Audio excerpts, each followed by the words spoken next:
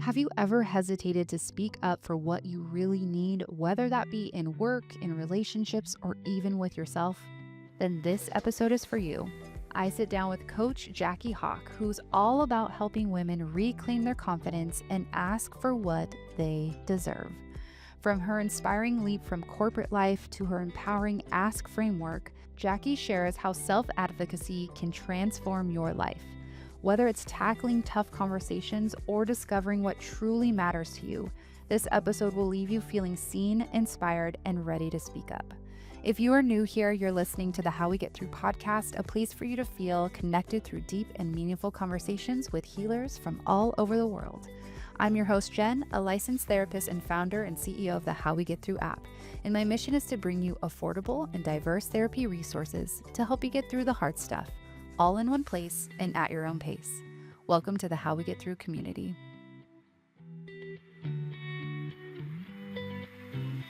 Welcome back to the How We Get Through podcast. Today we have Jacqueline Hawk on the pod. Welcome. Thank you. Happy to be here. Yes, I'm so excited. So we met at a women's networking event and we are very similar in our human design. And you reached out and I was like, yes, get it. Let's get on the pod. Let's get chatting. So I'm so excited you're here.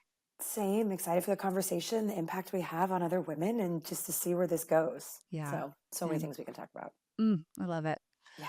Okay, so you are now a coach and you help women find their voice, ask the questions, do all the things. And you started out in the corporate world, correct? I did 14 Ye- years. Wild. 14 years. Yes. Wow. Yeah. What was that like? Kind of gnarly, but it's part of my journey in finding my voice. And I feel like, so the Power of the Ask framework, which I teach, which teaches women how to ask for what we want, was developed because of my corporate career. I started, and I think whether it's, working in a corporation or sometimes relationships or family, a lot of us women can just head down this path of here's what you do to get ahead. Here's what you're supposed to do. Here's what's expected of you. And you just like fall in line. And then you overlay that with a very traditional corporate structure. Like I was at Disney first and then Deloitte for the 14 years. Disney was another 2. And you just kind of like shuffle along for a while until the rubber hits the road. And internally it was like something doesn't feel good. There was a point though early in my career, like 2 years in, I was actually passed up for a promotion. And the woman looked at me and she's like, "You didn't ask." I was on the list, like literally on the list. I'd been put up for promotion. And she was like, "You didn't ask." You would have thought I would have learned my lesson then to be like, I need to ask. Instead, I was pissed. And I was like, who is this person?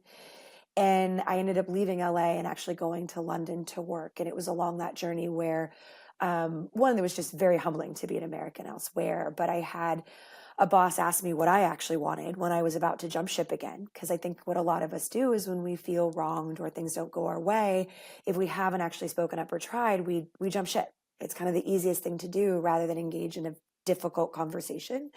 A boss had said to me, Simon, he's like, "Well, what do you want? And why do you want to change practices?" And I was like, "What do you mean, what do I want? I can tell you all the things I'm going to do for your business, but like, what do I want?" And it was a real turning point to sit down. And it's one of the most powerful things I few of us actually do is like, what do I want? But I had gone, I'm trying to think, 2000, I'm aging myself, 2003 from when I graduated college to like 2010, not even thinking about it or asking for what I wanted. I was, especially the leap to London, like underpaid by almost 50%. I got there and the 2 people that hired me had left, but I had this visa. And I don't know, I spent a lot of life like scrambling and doing really, really great things. So everybody was telling me I was fine and I didn't feel fine. And I think that's what happens to a lot of us if something doesn't feel fine, but we keep going because everybody says we're fine. Or you hear women complain about what's going on and they say, but it's fine. And I'm the type, I'm like, okay, something's not fine. Like, get that out of your vernacular. And I just hit this period in about 2010 with this boss being like, what do you actually want? And it really shifted everything. And it was the start of creating the framework of what are the questions I need to ask myself to figure out what I want, to feel more empowered. And I went from feeling like a worker bee grinding away with the titles and eventually the pay. Well, eventually the pay because I was able to ask and work it back to I designed my own roles. Like even within Deloitte, totally redesigned a role as I was helping build Deloitte's private company practice. And in redesigning that was like, well, I need a team. I can't do this alone. Negotiated for that. I bring these extra skills, consider a 20% uplift. And as I started to navigate, I really knew what I needed, whether it was support, appreciation, there was something I was passionate about to bring in. And it made me actually, instead of just do really well, enjoy it and then ask for flexible schedules. After I then moved back from London in 2011, like I would go on vacation for 3 weeks at a time. And I was literally leading a team across the US. And I was like, well, if you want to teach people how to be leaders, it's not me leaving for 3 days. It's me leaving for a week or three and still being available, but coaching my people on how to do things well. And it just really evolved of knowing how to ask for what I wanted, whether it was a flexible schedule in like unheard of ways or special permission to do my job, but also go consult for a startup, which I thought was really cool and sexy before I jumped ship. And sitting down with a head of a business and saying, I think my time is out, but maybe it's not. Here's what I want to do. How do we find our way through? And it became a game changer the latter quarter like of my career to just literally do more of what I wanted and the business still got to thrive. So what do I want? How do you create win-win situations? And then I parlayed that even into my relationships with my now husband because it was so much easier in business at first. Like it doesn't matter as much to the heart Yeah. as personal relationships. And then that, blossomed in its own way. But it was like such a grind for a while that I didn't think I could get out of until it was a matter of going, oh, I don't know what I want, or I'm not asking for it, or I don't know how to actually ask in a way that somebody says yes. And when I started, everything changed. Like I wasn't burned out. I loved my roles. I eventually left because this is what I wanted to teach. And so many people were flocking to me, especially women, of like, why does this work for you? And I lost connection too with, like, I was selling audit and tax in the end, working with the venture capital firms and the startups, but audit and tax wasn't where my heart was. What these Yeah. companies were doing were where it was. And I was like, nope, I'm going to go teach women how to ask for what they want. Like, Mm, let's empower them. wow. So Yeah. I mean, being a woman in the corporate world, Hmm. were men asking for things or were they just handed things? Like, what is the difference between that? Like, Oh, good question. This is the first anybody's asked. Um, I think they asked. They were just much more vocal. They don't have, well, I was going to say, they don't have a lot of the limiting beliefs we do.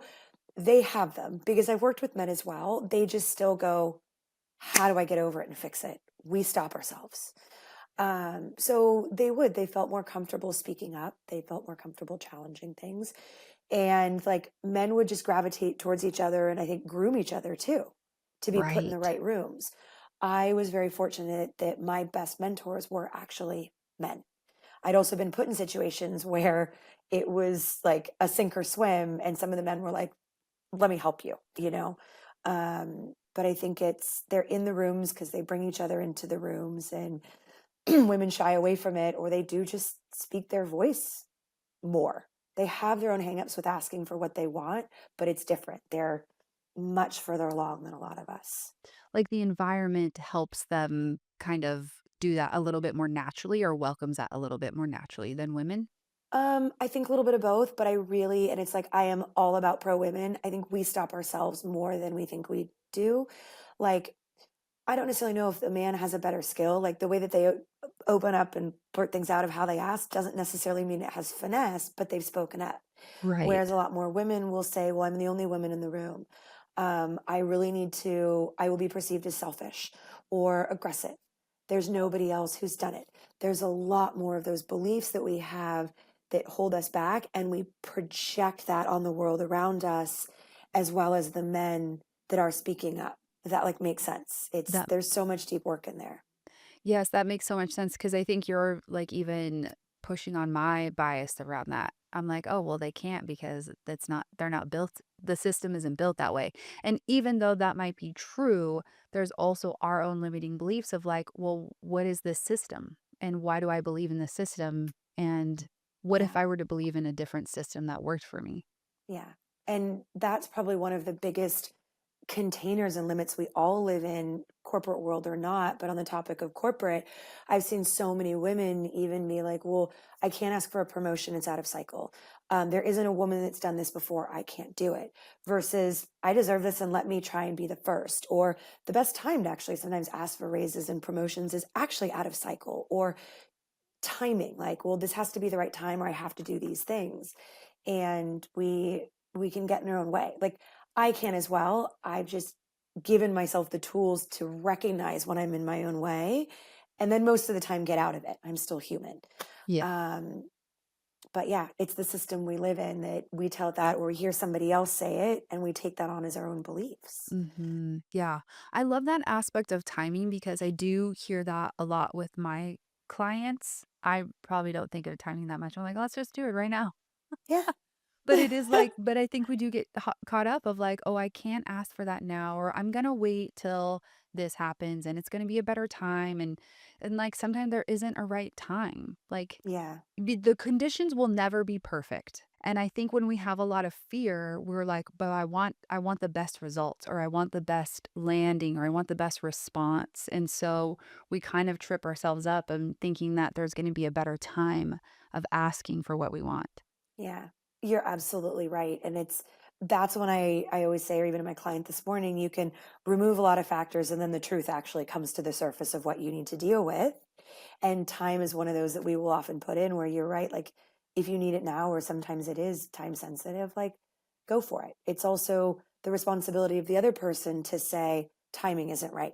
But we put in all these stories of how others are going to respond to us, Right. or what's going to happen, that means we don't give ourselves the chance, or even empower other people to say, not now.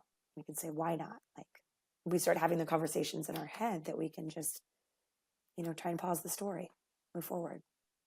What was the reaction as you're in corporate world and you're like, I'm going to ask for what I want? What was the reaction that you were receiving from your coworkers, from your boss, from people around you? Really, really good. Like, I actually still, this day, I still get choked up because it's like, sometimes there's nothing scarier than when you actually get what you want. And Say that again. there's nothing scarier than when you actually get what you want. Mm, And for a few reasons. One, a lot of us don't know what life is like after it. And we put a lot of emotion and energy into the pursuit of what we want. And we don't know what to do after that, right? yep. Because how do we spend our day and our energy worrying about and doing things? And and then two, there's also, well, I have it. Now, what do I do with it? Am I worthy? Am I whatever? But I tear up because I always go back to the moment where, when it's worked, and I've always, not always, most of the time, had really good responses because of how I present it. And that's the second step of the power of the ask framework. So there are four steps in it. One is questions to help you figure out what you actually want. It's a big thing. The second is, well, how do you take all of those thoughts swirling in your head and organize them into a conversation that people understand where you're coming from and why you want what you want. And it's actually like a Mad Libs. It's pretty cool how I took a lot of different tools and put them together. The third step is, the beliefs and the stories we tell ourselves. And the fourth step is really about how do we actually communicate. And executive presence, but it's really like the icing on the cake. You do the first three, you're great. But back to this packaging was, so when I was ready to come back from London to America and California, I'd been asked to do a job where, really, I looked at the job description. Having been in the business long enough, I was like, I will fail after 6 months. You're going to achieve your goals, but you want this practice to last longer, and the business development, the proposals. So as we reworked a more realistic job description, and I was like, okay, one, this was the example. I knew what the range was. Like, I wanted to ask for 20% more. I knew that I needed a team to actually do the work while I help with the strategy. There was no team originally on offer. I was living in London, so I wanted more than 4 weeks to pack up my life of 5 years abroad, come back, and I wanted to live in San Francisco, not New York, where the boss was. And the way that I teach the second step was to be able to say, like packaging it of, well, here's all the reasons these things make sense. Like, for me personally and for the business, will you consider it? It lands with people to say, oh, right, there is a business reason for this. Yes, Jackie's also opened up about having been in dreary London, as wonderful it is, not wanting to go to New York, but here's also the business reason for California. And the exec was from California. So I like spoke to his heart and love of Nice. sunshine. When you can present these things in a way that other people understand, makes sense, it's much easier for them to say yes. They may not even always agree with it, but they can understand and give you a yes that you need, or be able to say, well, maybe I can meet you in the middle. So as I've gone through these different conversations in corporate or even with my husband, there's always been a why this makes sense to somebody else. And they say yes, or what about this instead? So it lands. Like Yeah. even I'm surprised sometimes. I'm like, oh my God, it worked. And sometimes I'll So even good. be like, show them that like human part of like, oh my God, you said yes, Yeah. Yeah. Oh my gosh, I love that.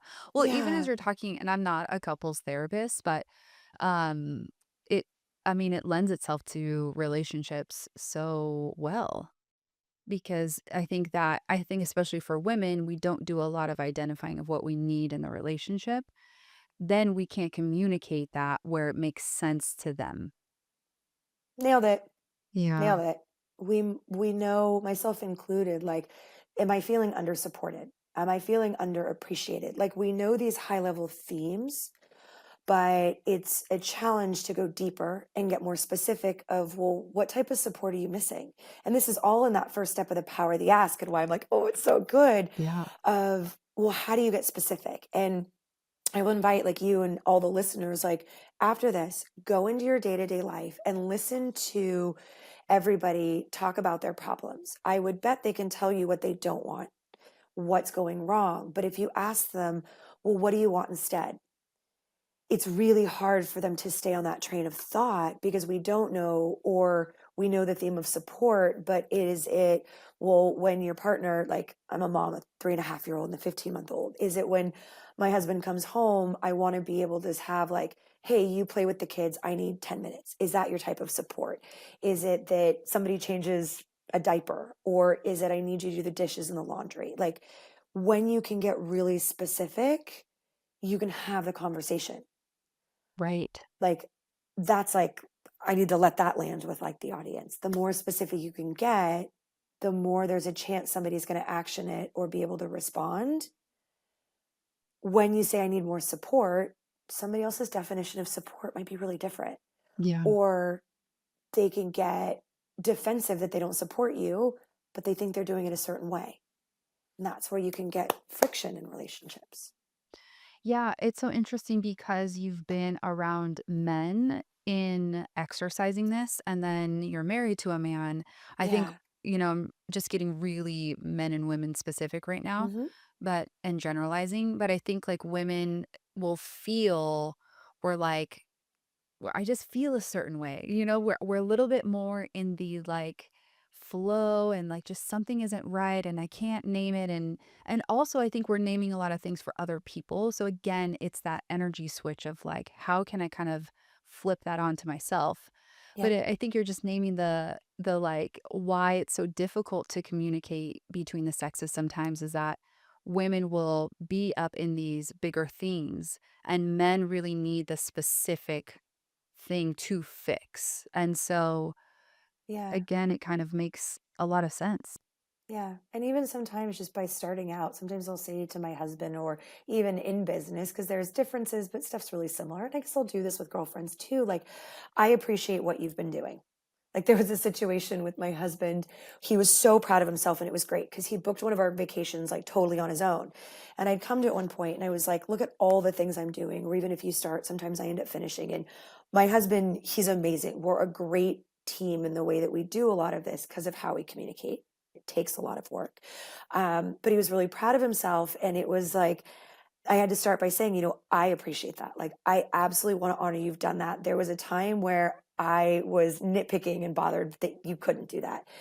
And also where I really need your help, like today and the next week, like is here. I don't remember what the example thing was, but he was so proud. I knew that if I didn't honor that before talking about what else I needed, like they can't hear anything else. Yeah. And most humans are the same way. So honoring what's going well and then also getting granular, yeah, helps because Yeah. we're stuck in the bigger themes sometimes as women. Right. Yeah. Exactly. Yeah. Growing up, what was it like for you if you can kind of like categorize yourself in Oh like my God. I know, in Yeah. asking for what you need? Like, do you feel like you're always outspoken? You're a 7 on the Enneagram, right? hmm No, I think my parents would probably say I was outspoken, but internally, I didn't feel like it. I grew up in a house that was do not speak until spoken to. Here's how everything goes, and the picture perfect on the outside and everything different on the inside. And it's also, my parents were a generation older than most kids my age because they had a Oh, second marriage, but no other kids besides me and my brother. So when you think about the older generations of who ruled the house, how you ruled it, you didn't talk about emotions. There was little to no space in a lot of my memory for being able to speak up about what I needed beyond like, hi, can I have a fork? And maybe I'm exaggerating. But they were fewer and far between moments to really be able to say, here's what I wanted. And I was taken back to a moment recently. I'm trained in a lot of somatic work as well, and for those that don't know who somatic work is, I would say it's the belief that the body holds a lot of memory and energy when our mind can't explain it. And a lot of times, also, I'm like, I'll appeal to the rational mind when we're trying to figure out, why can't I get over a block, why can't I achieve something, why does something bother me, there's a way to be able to be like, why am I stuck in this pattern, and trace back to where it is, either what's the feeling and the energy in the body, or what is a memory or vision that we've attached something to that we can rework. And it doesn't always change the memory, but it changes our response to not recreate these patterns that keep us stuck, or these challenges. And so I'm trained in that. And I think it's absolutely beautiful. And you can go deep and dark, or you can do beautiful and easy. But I do this on myself too. And I was taken back to a moment very similar to what you're asking, of like, it's funny, it's going to like trigger emotion in me now, of like a first or second birthday party. And my parents would do a beautiful job in our backyard and have all their friends, and then mine in preschool. And I remembered sitting on like this little wood stoop, just sitting there, and like they came up and they're like, what's wrong? And I was like, this isn't what I want. And I don't know, it was part me remembering the emotion in my body and part yeah. rewinding the memory of like, yeah, it started early where they did things so beautifully, but it was never the space for what I wanted. So it was a part of just, well, why ask after a while, you know? And I Yeah. too became very good at asking for everybody else, including my brother. Um, Is he younger? he's Or 15 months younger. hmm wow. Yeah. Mm, So, we carry that. Sometimes it becomes a badge of honor for a lot of people, especially if they're an Enneagram 2 or a 9, where you can take care of others really well. And then who are you? yeah. So, Yeah. yeah. Mm, thank you for So, sharing that. I sure. love that, and I do think it's really important what you named was, like, the internal experience when you go back there, whether or not the memory was correct, the internal experience was so spot on that you can't kind of ignore that, and that kinda gets to be your guide of, like, I'm not sure what happened or where the memory is, but I remember feeling like this. Yes. And I think that's really hard. I think sometimes when we talk to our parents about that, or if we're able to talk to our parents about that, I remember I had a conversation with my mom, like just like in high school, I was like so shy and so scared in high school. She's like, Mhm. no, you weren't. You wouldn't have done this, this, this, and this. And I was like, oh man, like it was that sad part of like, you have no idea what it was like for me internally. Mhm. You kind of missed that. And I didn't even know how I could express that or if I should. And so it does become really important, this internal experience now of Yeah. like, where am I not saying what I need? Where am I being shut down? Because my life might look perfect or my life might look like it's working, but internally something doesn't feel right. Something doesn't Yeah. feel like isn't healed. It's like waiting for us to like kind of heal it. It's like bringing it to the surface. Oh, yeah. And with a vengeance, because that's when we know it's what really needs to be healed. Yep. You're like, I can't escape this right now. What You're is like, you it? fucking forgot about this. Here you go. Here you go. And oh, you didn't clear it. Here's another layer 6 months later. Yes. Yes. But I love what you said, and I do really want to emphasize that is really what we're solving for, and even through the power of the ask, is actually helping that internal experience. And I've over time, I've really accepted so many people will come to me or this work thinking there's something external. It might sometimes be a promotion, a raise, Right. how somebody's treated, appreciation, what we can call the more tangible. But when they can actually reconnect to what they want and communicate it, it actually matters less about what's out here. That stuff usually unfolds, but I still feel more empowered. And as I've even, the testimonials that come back is a lot of times, like most of the time, the women will get what they want. And other times it's like, even if I didn't, I am so proud of myself for saying it. I realized there was something I wanted. I didn't actually know that I wanted, or I actually had it already. That's a really powerful one, but it's a homecoming. And I always think of, there was a podcast that Brene Brown did after she released, or maybe she hadn't released it yet, but Atlas of the Heart.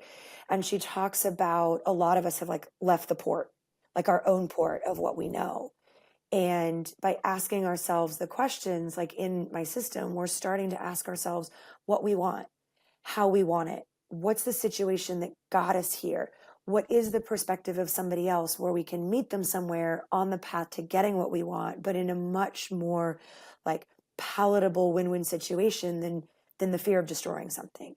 And when we can do that for ourselves, like that's empowerment, and the world will change around us, but it's less about changing that and more just having that solid ground in ourselves that is really what we're all looking for. Yes. Yeah, I love that because there can be a time where you do ask for something and they're like, "No, we can't do that." And then you're like, "Okay, do I stay or do I go?" You know what I mean? Like there's still options, but what I'm hearing you say is like when you're aligned, those answers like come quickly or come easier or you're able to sit with that a little bit more instead of being stuck or even like I think you break the belief of like, well, I asked for it and look, I knew this was going to happen and blah blah blah blah blah blah blah, right? Like the when we're looking for that negative evidence of why Yeah. we need to keep our mouth shut, you're like, no, no, no, no. No. Well, the wildest thing too, the more I've done the inner work. So I'll back up. Here's my belief. There's a lot of work around manifesting, right? Sitting down, doing what we were thinking about it. I believe in it absolutely. But I also believe we need to interact with the external world because that's the perfect marriage of the two. We can do the inner work, we can work with the energies, whatever you believe in, but we also need to engage with the outside world for it really to click. With that said, it's amazing how much I've done the inner work, the somatic and the rest of it, and stuff start changing outside already. And you're like, oh my God, I didn't even have that conversation. And I see that a lot with my clients, and I will like beautifully warn them, whoever the founder of your company is or the person you're having a problem with, like that will never change. To your piece about a self-fulfilling prophecy, well, if I ask, they'll say no, or this will continue. Why even bother? It's like, let's sit down and do the work, prepare for the conversations, and you will be amazed at what happens. One of my clients, like, there's been a challenge in their company for 6 years. I started working with her in February. And as we've done the work, like, she's not deeply in the somatic work yet. We like, dabble, but preparing for the conversations, she approached a conversation that needed to be had across the last 6 years, and she left me a audio message over like text, and she's like, it could not have gone better. And it's when we start to do the work and what we want and know how to like start the conversations, you will be amazed at how, I'll just say it, how wrong you are about how people can Yeah. respond. Like Yes. it blows my mind, and I've been doing this work for so long because I'm Yeah. so happy for people when it's you break your self-fulfilling prophecies. Yes, I mean, I think that's going back to your point of projecting your own fears onto other people. Yeah. And because it's a strong belief that I will be rejected or I Yeah. will be ashamed or I will feel terrible after, you know? Yeah. And so the work is really looking at that, unpacking that, healing that to move freely throughout the world. Yeah. And it's where and why I inserted all of that inner work and the beliefs as a third step of the power of the ask. I jokingly say I'm a sucker for punishment. I'm not, but when I create things, I like to tinker with them and test to make sure whatever they are, the order really serves as best as possible. So when I had these 4 steps of clarifying what you want, the questions to ask, how to organize that into a conversation, and the belief work, and then your communication style, so many people say you have to start with the belief work. In a lot of situations, I believe that. with what we're talking about these difficult conversations, I had found that for people, especially if they're going to sit down and do it, because I can't be with everybody. So if the book or the academy, if you're going to sit down and do it, you have greater access to those beliefs after you've figured out what you wanted, after you plan for a conversation. There is no escaping at that point what you were going to start to tell yourself when you've ticked Yeah. the box of I know what I want and I have all the words to say and I'm thinking about the other perspective. It is so clear in all of our faces. Well, what do I believe about the situation? Now I feel like I'll be rejected. Now I feel like it's not time. And I'm like, excellent. Now I have you. Let's shine a flashlight on it and work you through it because you'll come out the other side. Hmm. I love that because it feels like you can dip your toe in easily and almost trick yourself. We're actually gonna go fucking real deep, okay? But I do think people need that tangible, especially if you're in the corporate world, especially if you are, like, trying to solve an external problem. Going straight to a belief is gonna feel like, "You're not listening to me. Yeah, I have this problem," right? And so I think you have a beautiful framework of meeting people where they're at enough to be like, yeah, "Okay, then we're looking at the roots of that when we get to the belief." yeah. And I will admit, it's like some people may not even have, they may be fine just saying, I know what I want and I can organize this and I can go have the conversation. I don't need to address the belief. Great. If that's what you need, awesome. And you're right. There's some people that they need to dip their toe in it to do it. And it's all like, I will always meet people where they're at and do it as gently as possible. And if people want to go deep, great. I'm all for it and can do it. But it does meet them where they're at in a way of, well, I don't know what I want. I've got all these thoughts spinning in my head. Cool, let's organize them. And on that journey, you're also going to get this mirroring of what's also really there that's kept you from every other conversation while having a very tangible, repeatable framework of questions and Mad Libs to plug and play every time. So it meets it, what I say, those two layers or two pillars of yeah, you need the actionable strategies, but they really stick when you can understand your beliefs and know how to work with them and not let them hold you back. Yeah. And in Yeah. that third step in the beliefs, is that when you do somatic work if they're open to it or It's when live work, yes. But and I guess we should say, so I took everything that I've taught live to many amazing companies, and sometimes there are women globally, and I put it into a self-directed academy. And it's literally all the questions, the case studies, like you'd think I'm an Enneagram 3 with the overachiever, but I'm like, if I can't be there live, you still need to have the benefits. So it's all there in the academy without making people go too much. And then same in a workbook actually. And it's a workbook because there's 40 pages for you just to like go through all your ass with the questions. But it's like it's a somatic light. It's a belief and I'm also trained in neurolinguistic programming, different ways to slice it and dice it. It's a lighter version of being able to say, all right, you know what you want, you prepared the conversation, what I believe is stopping me, what I believe about my situation is. And it could be they'll say no, I am being selfish, and it will work them through. Even it'll even say, like, well, where do I feel this in my body? And if somebody wants to go there, great. But I also don't want to trigger people, or if they're not ready for it, fine. So those self-guided are always, a lighter version of wherever you want to go. But it has a series of questions that even starts to end with, well, let's reframe this so while maybe like, hey, where did this come from? Is this really still true and present? Right? Like that's a really big piece. If anybody's familiar with Byron Katie's work, which is called The Work, you're asking, can I know without a shadow of a doubt this is true? Well, maybe in this situation, or maybe it was with a past one. Oh, and that's why I'm projecting it forward. So there's some light questions that get people to really take a step back and pause instead of be so in it they can't see the forest through the trees, and then be able to reframe what's a more empowering way to move forward, knowing I know what I want and I have the conversations and I feel valuable. And that's another piece too, is like a lot of it is around, do I feel worthy and valuable? But those are like lighter questions of, if you want to ask your body how you feel, what are the sensations, let them move through, or do you just want to work with where does this come from? Is this still yeah. present? What's a more empowering mantra? Mhm.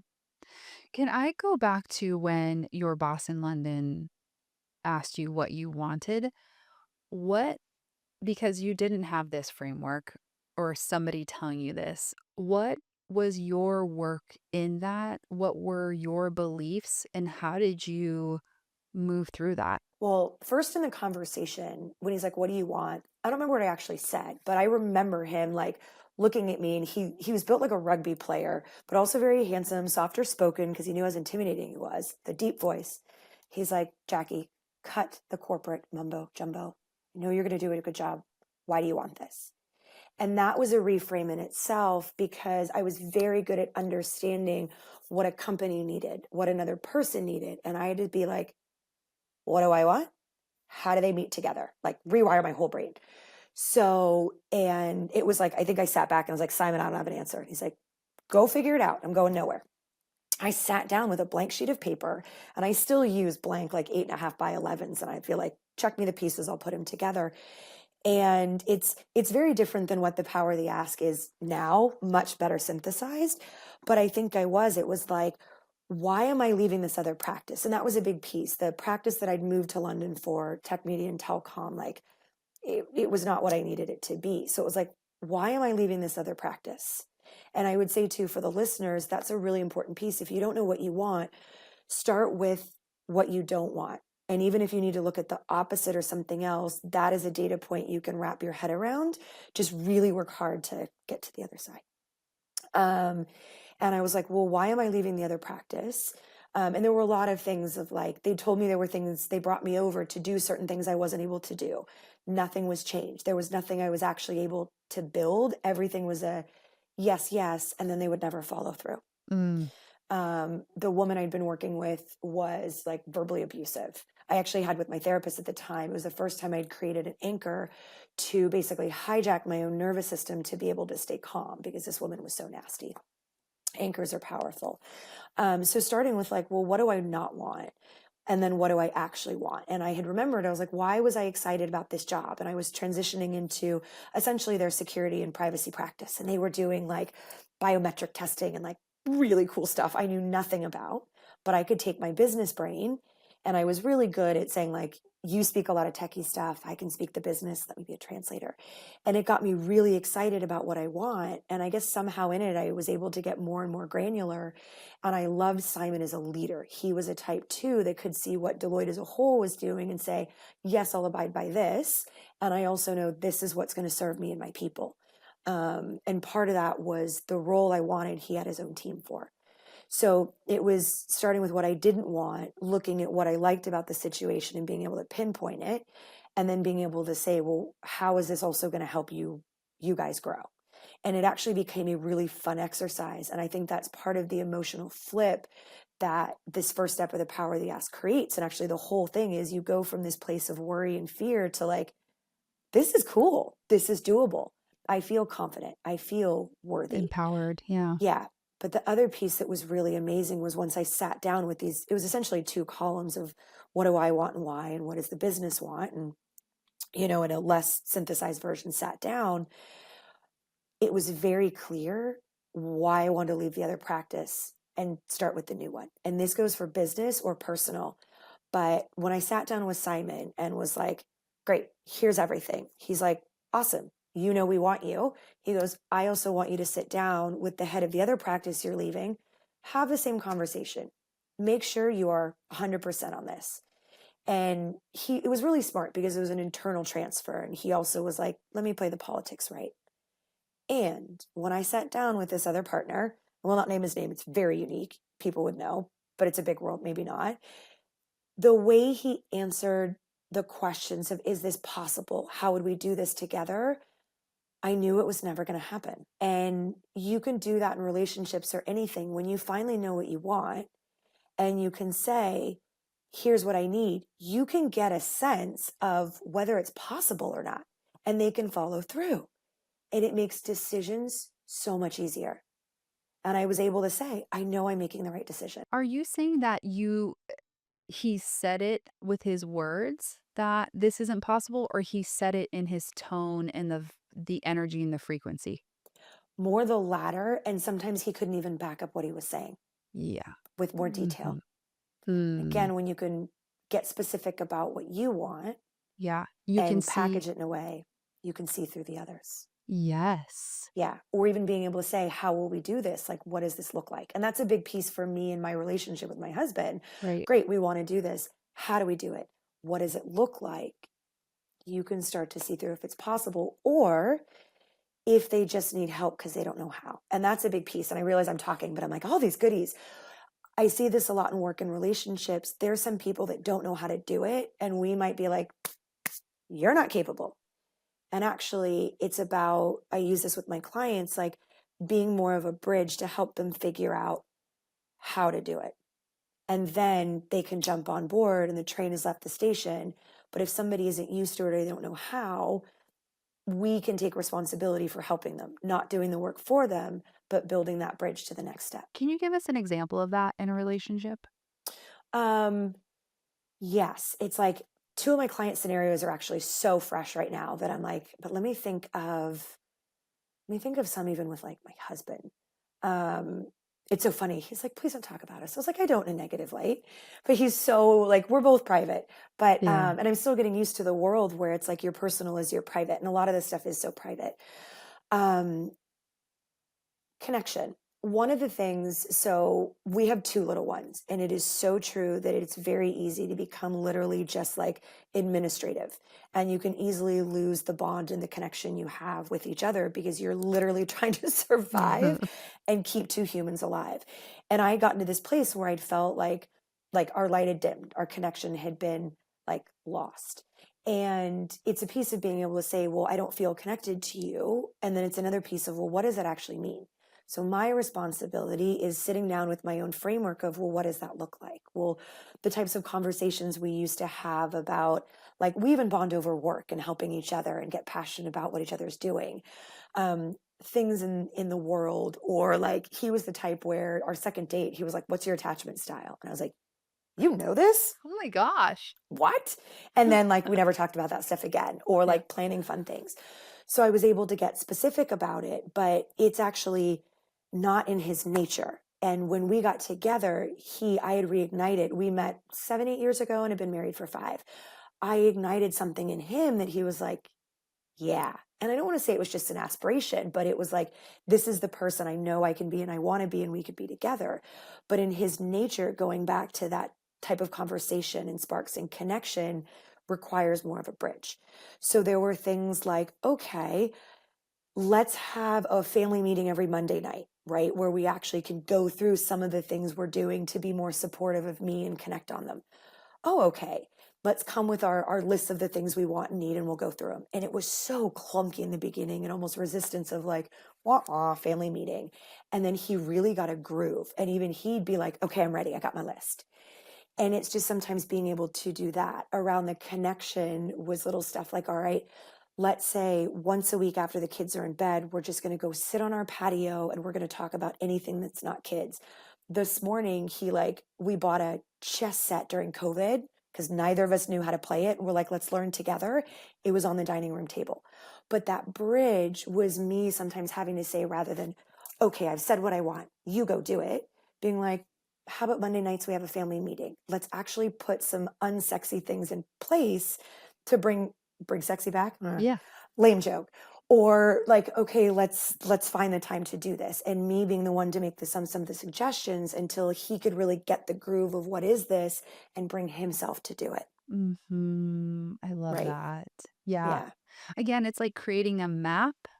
to each other in some way, like to meet a Hmm. need for each other.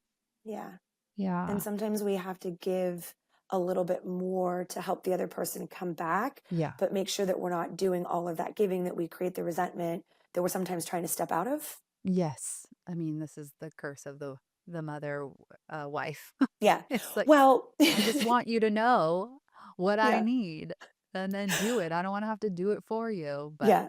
Well, yeah. on that note, two really funny things. Because I've done enough of this work, what I say, I mean.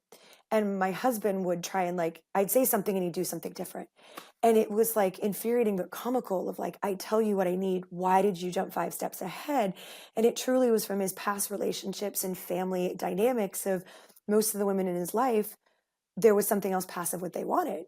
And I was like, no, I say what I mean. And he even had to get used to that. Yeah. But it also means I'm the type, and a couple months ago, we like crawled into bed. We were exhausted. He was traveling the most of actually 6 weeks, and he doesn't Wow. travel a lot. And I looked at him, I go, I resent you right now. There's nothing more you can do. You are amazing when you're here. You call when you're not here. And I know you're doing your best.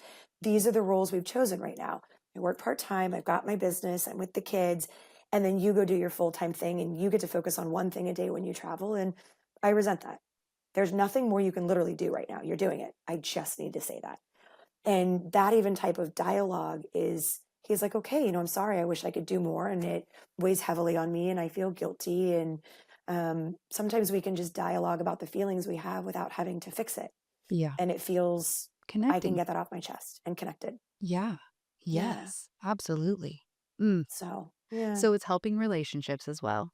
huge. I always thought it was great in business. And then I got married and I had kids and I was like, Yeah. oh, it's lovely in business. It is my Yeah. day to day in my relationships.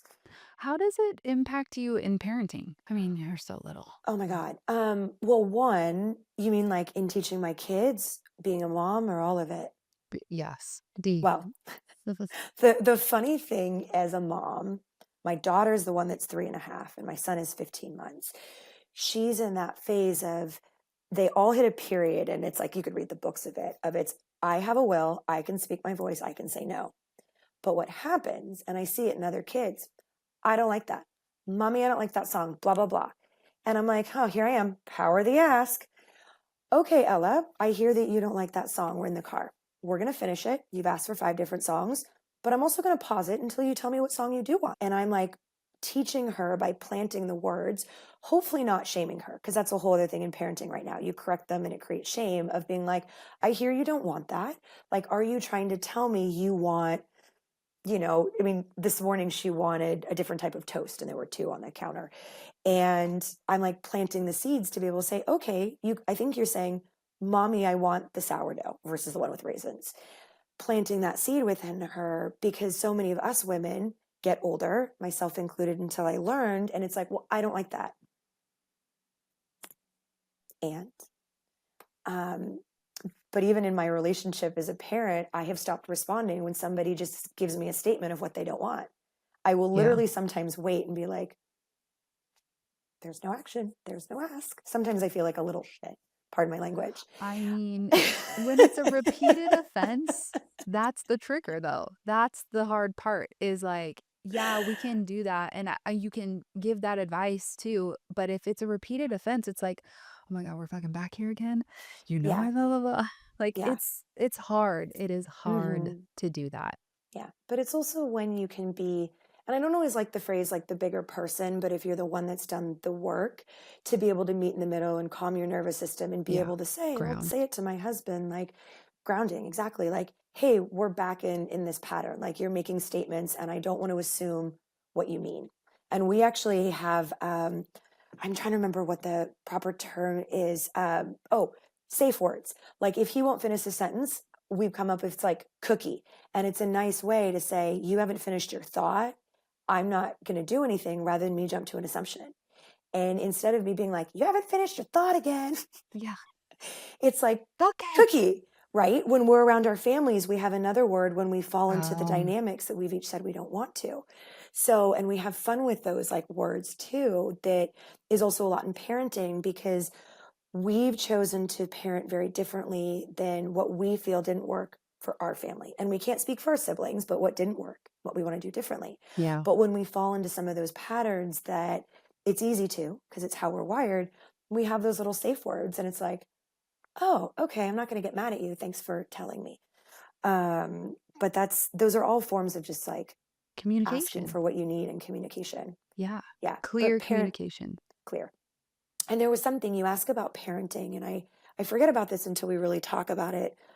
Something shifted in like my nervous system, my physiology, my brain when I was pregnant, where it actually became a lot more, well, it's a little bit easier to do for everybody else. I'm too exhausted. And I could literally see this shift, feel it, and I don't have any scientific proof besides my own feeling and watching other moms of like we just really start to go into the mode of for everybody else versus being able to say, how do I need help right now and I don't need to do it. I'm going to ask. I'm just Yeah. doing it, asking. Mhm. Yeah, I mean, I think that's what's crazy about motherhood in this day and age is that there it can feel like there aren't people to ask or that you shouldn't ask. You should be able to know what to do. You should Yeah. do this on your own. And it becomes very isolating. And so we want to be a good mother. So we can't say we need help if we're a good mother. And so really, Yeah. I mean, I think when you're out of it, you're like, oh, being a good mother is not what I thought it was. And being a good mother means being a good mother to me first. It does. And there's so many, as you listen to like the Danish way and some of these other countries and even Oh yeah. studies, they say that the best barometer of a child's happiness is actually the happiness of your mother.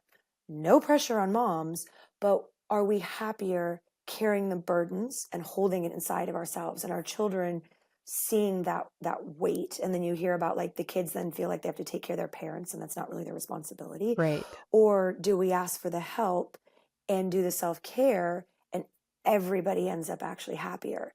And it's interesting because I was in a meditation where I was thinking a lot about like what are my hangups, even with the power of the ask and it getting out there and women finding their way to it.